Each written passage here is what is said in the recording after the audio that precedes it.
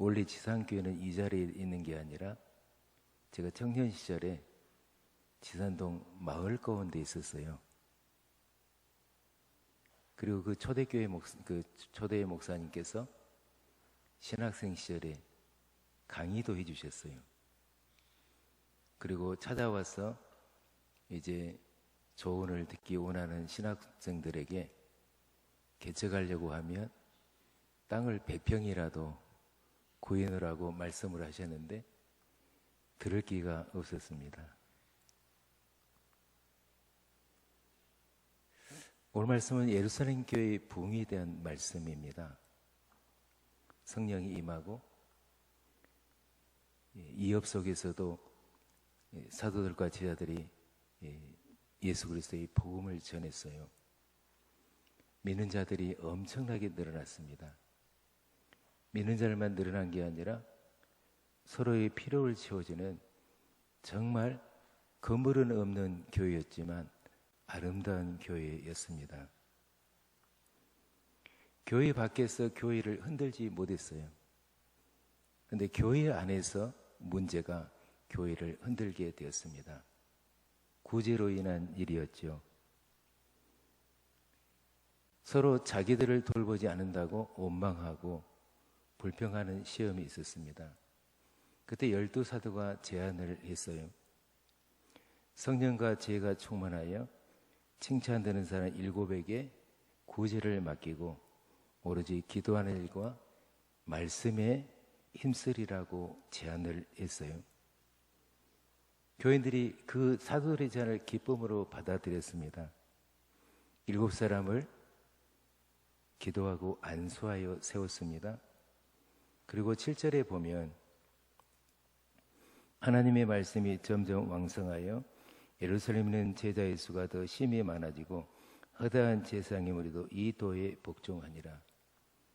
다시 멈칫했던 예루살렘 교회가 엄청나게 부흥하는 일을 우리가 오늘 말씀을 통해서 보고 있습니다. 세상 사람들의 눈에 비친 한국 교회는 참 기이한 교회입니다. 왜냐하면 세계 교회사에서 유례를 찾아볼 수 없을 정도로 짧은 기간에 폭발적으로 부흥을 했어요. 그런데 그 부흥이 놀라웠는데 또 짧은 기간에 급속도로 교회가 약해지기 시작했습니다. 한 세대만의 부흥이 사라지고 교회가 약해지는 현실을 우리가 맞닥뜨리게 되었어요. 짧은 기간에 부흥하고 짧은 기간에 약해진 한국교회는 세상 사람들의 눈에 보기는 참 기이한 교회입니다. 왜 이런 일이 우리 세대에 일어나는 것일까요? 성령 충만한 교인들이 섬기는 교회도 시험이 찾아올까요? 구제는 좋은 일인데 원망 들을 만한 일이 있을까요? 사도들은 하나님의 말씀만 전하고 기도하는 일만 하면은 다 되는 것일까요? 다른 일은 안 해도 되는 것일까요? 사도들의 제안으로 성령과 지혜가 충만하여 칭찬된 사람 7의 구제를 맡기고 사도 오로지 기도하는 일과 말씀 사이에 힘쓸 때 하나님의 말씀이 점점 왕성해요. 교회가 놀랍게 부흥을 했습니다. 그러나 오늘 하나님의 교회가 예수님의 피로 값주고 쓴 교회들이 열심히 강단에서 밖에서 매스컴에서 하나님의 말씀을 그렇게 많이 전하고 있는데도 교인의 수가 더 심히 줄어들고 교회의 영향력이 약화되는 것은 무엇이 문제일까요? 하나님이 사람을 창조하시고 주신 복이 있습니다. 그 복은 생육하고 번성하여 땅에 충만한 복이었습니다. 첫사람 아담은 그 복을 감당하지 못했어요. 하나님 시험 되려고 하다가 그 복을 잃어버리고 말았습니다. 그리고 죄의 결과로 질병과 재해와 전쟁과 기근으로 인해 두려움 속에 살다가 결국 죄의 삭신 죽음을 피하지 못하고 지옥에 가게 되었습니다. 예수님이 이 땅에 오신 것은 자기 백성들을 그들의 죄에서 구원하여 하늘의 별처럼 바닷가의 모래알처럼 많게 하시려고 이 땅에 오십니다. 그 예수님이 이 땅에 오셔서 불을 던지십니다. 예수님이 던지는 불의 의미는 두 가지입니다. 하나는 복음의 불이고 하나는 심판의 불입니다. 똑같이 해가 얼음에 비치면 녹아서 물이 되고 똑같이 햇빛이 진흙에 비치게 되면 돌덩이처럼 단단하게 됩니다. 예수님의 복음의 불을 받아들이면 성령의 불을 받고 불세례를 받습니다. 그러나 예수님의 불을 거절하면, 복음을 거절하면 심판의 불이 임하게 됩니다. 불은 사람과 동물을 구분짓는 것이기도 하죠. 불은 현재의 과학을 가능하게 하는 에너지, 힘입니다. 그러나 인간의 불은 한계가 있어요. 인간의 불은 우리의 삶을 편리하게 할 수는 있지만 때로는 우리들을 파멸로 이끌기도 하죠. 원자력 발전소가 우리에게 주는 유익이 엄청납니다. 그러나 그 원자력 발전소가 이상이 생겨 폭발하게 되면 수십만, 수백만의 사람의 목숨을 앗아가기도 합니다. 예수님은 하나님과 동등한 신성을 지닌 분이십니다. 예수님의 불은 죄인들의 죄를 깨끗하게 하는 유일한 구원자의 불입니다. 예수님은 또 다른 세례에 대해서 말씀을 하세요. 나는 받을 세례가 있으니 그것이 이루어지기까지 나의 답답함이 어떠하겠느냐. 예수님이 이미 세례의 물세례를 받으셨어요. 그리고 예수님이 또 받을 세례가 있다고 하는 것은 자기 백성을 그들의 죄에서 구원하기 위해서 십자가에서 생명으로 치를 대가의 불입니다. 십자가의 죽음이죠. 예수님이 땅에 불을 던지기 위해서 피할 수 없는 길이에요. 예수님을 믿는 자들에게 성령 세례를 주기 위해서 필수적인 십자가의 길입니다. 이는 창세전에 예정하신 일이죠. 그러나 종교주의 이두인들은 복음의 불을 선택한 것이 아니라 심판의 불을 선택하여 예수님을 십자가에 못 박아 죽이는 일을 사명으로 알았습니다. 기가 막힌 일입니다. 이방인들이 예수를 십자가에 못 박은 게 아닙니다. 보통 사람들이 예수를 십자가에 못 박은 게 아닙니다. 종교 지도자들과 유대인들 택한 백성들이 예수를 십자가에 못 박았습니다. 심지어 예수를 십자가에 못 박으면서 그 죄를 자신들과 자녀손들에게까지도 임하게 해도 좋다고 그렇게 자신들이 아는 말도 하지 못하는 그런 죄악을 저질렀습니다. 예수님은 영적인 추수, 영혼의 추수에 대하여 말씀하여 주십니다. 사마리아 야곱의 우물가에서 제자들이 양식을 얻으러 가서 양식을 구해왔을 때 예수님께서 뜬금없는 말씀하세요. 또 다른 양식을 말씀하세요. 내게는 다른 양식이 있다고 말씀하세요. 예수님의 양식은 예수님을 보내신 하나님의 뜻을 행하며 그 일을 온전히 이루는 것이라고 말씀하십니다. 예수님의 양식은 이경곡식을 추수하는 것입니다. 예수님의 양식은 잃어버린 영혼을 추수하는 일입니다. 예수님의 양식은 잃어버린 양을 찾듯이, 잃어버린 돈을 찾듯이, 잃어버린 아들을 찾듯이 하나님이 주신 예수님의 백성을 찾는 것입니다. 사람들이 보기에는 아직 추수의 때가 이르지 않았어요. 넉 달이나 남았습니다. 그러나 예수님이 보시기에 벌써 키워져 추수하게 되었습니다. 예수님이 이 땅에 전도하러 오셔요. 예수님은 이 땅에 전도하심으로 예수님의 백성들을 하늘의 별처럼 바닷가의 모래알처럼 많게 하십니다. 하나님께서 아브라함에게 주신 약속의 말씀이죠.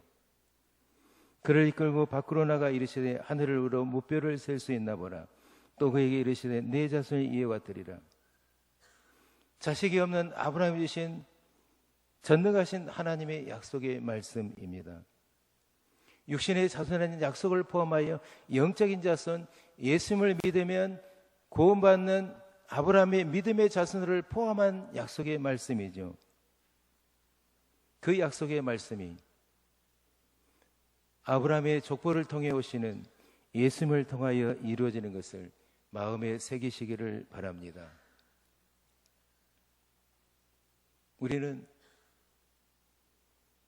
꿈에도 소원은 통일이라는 노래를 부르며 자라왔습니다. 우리 예수님 믿는 이들의 소원은 뭘까요? 꿈에도 소원은 뭘까요? 꿈에도 소원은 부흥입니다. 목회자들이 자다가도 벌떡 일어나는 말은 뭘까요? 교회가 부흥한다고 하면 목회자들은 생명 말고는 다 내어줄 수 있는 준비가 되어 있는 사람들입니다. 우리가 생각하는 부흥은 무엇일까요? 모든 부흥은 예수님부터 시작하고 예수님으로 완성됩니다. 예수님을 제외하면 결코 부흥은 존재하지도 않고 일어나지도 않습니다. 부흥의 핵심은 예수님이세요. 부흥이 쇠퇴하고 없어진 세대는 예수님을 잊어버리고 모르는 세대입니다. 예수님을 아는 세대가 있고 예수님을 모르는 세대가 있습니다. 모든 세대가 동일하게 예수님을 믿지 않습니다. 예수님이 사라지면 교회도 사라지고 목회자는 저절로 타락하며 성도들은 교회를 떠나고 저절로 죄악에 깊이 빠집니다. 죄악이 넘쳐나고 죄악에 사로잡히는 비참한 자가 됩니다. 예수님을 모르고 외치지 않는 설교자는 예수님을 대적하며 타락한 설교자입니다. 예수님을 모르고 믿지 않는 자는 교회 안에 직분이 있어도 구원에 이르지 못합니다. 예수님이 땅에 부흥의 불을 던지려고 이 땅에 오신 유일한 부흥자입니다. 오직 예수님의 부흥의 기초가 되고 부흥의 동력이고 부흥의 열매가 됩니다. 예수님께서 나타난 큰 부흥이 일어나기 전에는 반드시 큰 회개 운동이 먼저 일어납니다. 큰 부흥이 일어나는 회개는 윤리적인 회개보다 먼저 예수님에 대한 회개입니다. 예수님을 믿지 않는 죄와 사랑하지 않는 죄와 예수님을 위해서 살지 않은 죄에 대한 애통과 자복이 일어납니다. 예수님께 회개하면 예수님을 만나고 예수님을 따르며 예수님의 제자가 됩니다. 예수님의 제자가 되면 예수님의 고백과 간증이 넘쳐나고 인간의 사관제성과 저절로 싸울 수 있습니다. 예수님의 마음으로 생각하고 예수님의 마음으로 행동합니다. 예수님이 강하게 나타나면 그 시대는 말씀이 저절로 믿어지고 말씀의 이해가 깊어지고 말씀의 능력과 열매가 저절로 나타나며 예수님을 저절로 깊이 사랑하게 됩니다. 예수님을 만난 자들이 온 세상에 퍼져나가면 부흥은 불처럼 일어납니다. 예수의 부흥만이 인간의 모든 죄를 용서해주고 예수의 부흥만이 인간을 의롭게 만들고 예수의 부흥만이 이 세상의 천국을 맛보게 합니다. 부흥의 시대가 오면 말씀의 부흥, 회개의 부흥, 전도의 부흥 순으로 옵니다. 말씀의 부흥이 오면 내가 죄인이라고 토설하고 자복하는 회개의 부흥이 옵니다. 말씀의 부흥이 오면 회개를 뛰어넘어 기쁨과 평강이 넘치게 됩니다. 말씀의 능력이 차고 넘치게 되어 회개하면 나가서 전도하게 됩니다. 예수님이 부흥의 전부입니다. 부흥은 예수님의 뜻이요 예수님의 양식이요 하나님의 뜻입니다. 부흥은 하나님의 말씀인 예수님이 육신이 되신 예수님을 통해서만 가능한 것을 마음에 새기시기를 바랍니다. 성령 충만한 교인들이 섬기는 교회도 시험이 찾아올까요? 시험은 예의가 없습니다. 예수님이 다시 오실 때까지 구원이 완전히 이루어지지 않고 마귀 사탄이 존재하기 때문에 시험은 어느 때라도 누구라도 어떤 교회라도 찾아올 수 있어요. 구제는 좋은 일인데 시험에 들 수 있을까요? 교회 안에서 아무 일도 안 하면 시험 들 일이 없습니다. 원망 들을 일이 없어요. 하나님의 일을 하다 보면 모두를 만족시킬 수 없기 때문에 원망 들을 수 있습니다. 사도들은 하나님의 말씀만 전하고 기도만 하면은 구제와 전도는 접대는 전혀 안 해도 되는 것이에요. 하나님이 주신 사명이 다릅니다. 사도들과 교인들에게 주신 사명이 다르기 때문입니다. 하나님께서 오리와 토끼를 다르게 지으셨어요. 하나님께서 목회자에게 주신 사명을 주시고 교인들에게 주신 사명을 다르게 정하셨어요. 사도의 사명은 말씀과 기도에 전무하는 것입니다. 사도들의 제안과 교인들의 동의로 성령과 지혜가 충만하여 칭찬하는 사람 7에게 구제를 맡기고 사람들이 오로지 기도하는 일과 말씀 사기에 힘쓸 때 하나님 말씀이 점점 왕성하여 교회가 더 놀랍게 부흥했어요. 그러나 오늘날 교회가 열심히 말씀을 전하고 또 전도하는데도 교인 수가 줄어들고 교회가 약화되는 것은 무엇일까요? 하나님의 말씀을 전하지만 하나님의 말씀이 증언하는 예수님을 전하지 못하기 때문입니다. 하나님의 말씀을 전한다고 하지만 윤리와 도덕과 계명을 전하기 때문입니다. 윤리와 도덕과 계명의 핵심은 착하게 사는 것입니다. 선하게 살라는 것입니다. 그렇게 살면 복받는다고 하는 것입니다. 예수님 당시에 윤리와 계명과 율법을 가장 지킨 자들은 종교 지도자들이었습니다. 율법사, 서기관, 바리새인들이었습니다. 그런데 그들이 예수를 대적하고 핍박했어요. 죽이려고 했어요. 예수님을 믿지 않았어요. 왜냐하면 자신의 의가 견고했기 때문입니다. 기독교는 윤리와 도덕과 계명을 지켜서 죄사하고 구원받는 종교가 아니라 예수님을 믿음으로, 예수님을 사랑함으로, 예수님의 은혜로 구원받는 종교입니다. 예수님이 복종하고 그 후에 윤리와 도덕입니다. 윤리와 도덕도 내가 지키는 게 아니라 예수님이 내 안에서 지키게 하시는 것입니다. 순서가 중요합니다. 윤리와 도덕과 계명이 먼저가 아니라 예수님이 먼저입니다. 바쁘다고 바늘이 메어 못 쓰는 것처럼 윤리와 도덕과 계명을 먼저 하면 예수님을 모르게 되어 있습니다. 교회는 약해지게 되어 있어요. 부흥이 사라지게 됩니다. 예수님을 알고 예수님을 사랑하고 예수님의 영이 임하면 저절로 윤리와 도덕과 계명이 지켜집니다. 세상으로부터 인정받을 수 있어요. 세상의 빛과 소금의 사명을 감당할 수 있어요. 교회가 하나님의 말씀, 육신이 되신 하나님 말씀, 예수님에게 집중할 때 생명이 나타나고 교회가 부흥한다는 것을 믿으시기를 축원합니다. 세상 사람들의 눈에 비치는 한국 교회는 참 이해하기 어려운 교회입니다. 세계 사람들이 깜짝 놀랄 정도로 짧은 시간에 폭발적인 부흥을 이루었습니다. 그러나 한 세대 만에 부흥이 사라지고 세상에서 영향력을 잃게 되었습니다. 부흥은 하나님이 가장 바라시는 하나님의 심정입니다. 한국교회가 폭발적으로 부흥할 때는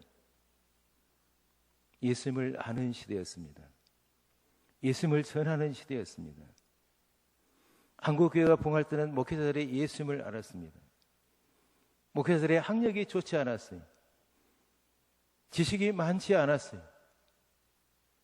서재보다 기도의 골방을 찾는 것이 더 우선이었습니다. 한국교회가 부흥할 때에는 성령의 역사, 성령의 능력이 나타나는 시대였습니다. 한국교회가 부흥할 때는 천막을 쳐도 교인들이 몰려들었습니다. 우리가 예수님에게 나오면 사도들처럼 기도하는 것과 하나님의 말씀이 증언하는 예수님에게 집중할 수 있습니다. 교인들도 예수님에게 집중하게 됩니다. 교인들이 예수님을 알고 예수님을 믿고 예수님을 사랑하고 예수님의 영으로 충만하게 됩니다. 그렇게 되면 광야에 강물 흐르게 하시는 하나님이, 황무지가 장미꽃 피게 하시는 하나님이 한국교회를 다시 부흥하게 하십니다. 한국교회의 부흥이 하나님의 뜻이요 하나님의 심정인 것을 믿으시기를 축원합니다. 성도는 하나님이 주신 사명과 하나님이 주신 은사가 다르다는 것을 아는 자들입니다. 성도는 목회자의 사명과 교인의 사명이 다르다는 것을 아는 자들입니다. 성도는 사명과 은사가 달라도 충성하면 칭찬과 상급을 똑같이 받는 것을 아는 자들입니다. 성도란 예수님을 믿고 예수님을 사랑하고 예수님을 아는 자들입니다. 성도란 성령과 지혜가 충만하여 칭찬하는 자들입니다. 성도란 하나님의 일을 하다 보면 마귀의 시험이 있고 교인의 원망이 있음을 아는 자들입니다. 그래도 충성하는 자들입니다. 성도란 목회자들과 함께 기도하는 것과 하나님의 말씀이 힘있게 전해지도록 교회를 섬기는 자들입니다.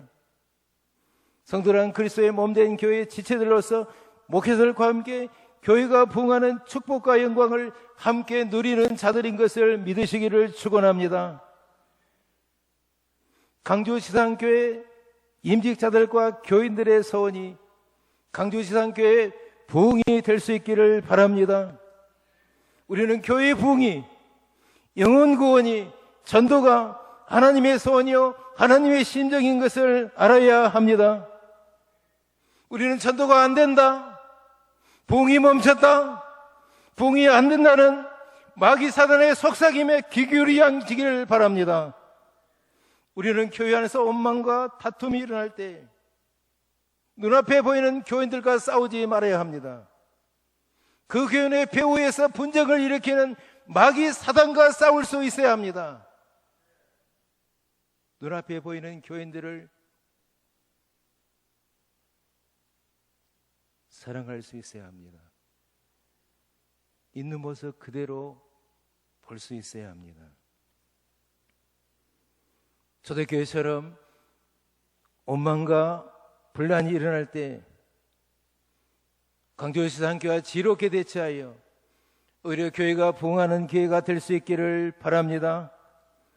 이 시대의 부흥을 다시 맛보고 경험하는 축복을 강조지상교회 임직자들과 교인들과 목회자들이 함께 누리게 되시기를 예수님의 이름으로 축원합니다.